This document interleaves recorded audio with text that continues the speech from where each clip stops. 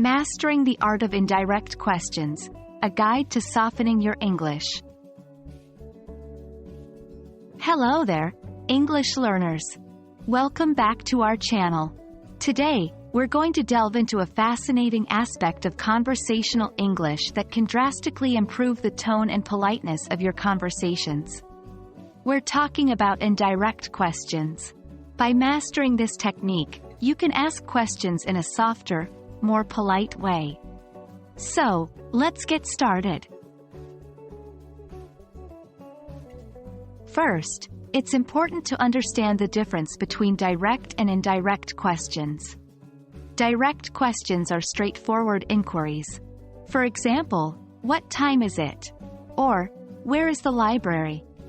Indirect questions, on the other hand, are more subtle. They are a softer, more polite way of asking questions.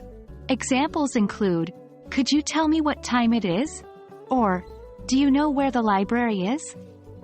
Can you see how the tone changes?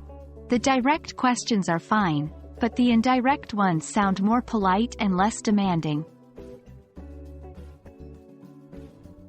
Now, let's learn how to form indirect questions.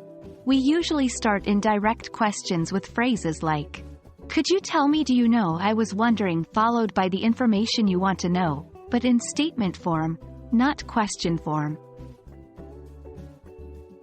Here are some examples. Direct question. Where is the post office? Indirect question. Could you tell me where the post office is? Direct question.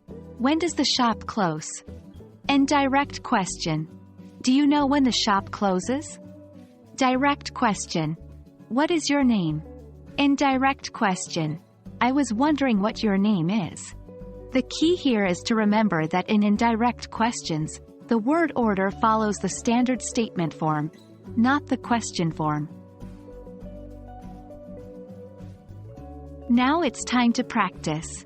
Try to transform these direct questions into indirect ones. 1.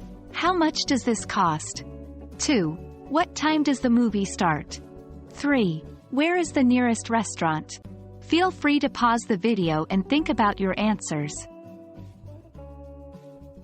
Pause. Here are the solutions. 1. Could you tell me how much this costs? 2. Do you know what time the movie starts? 3. I was wondering where the nearest restaurant is. Remember, the more you practice, the more natural it becomes.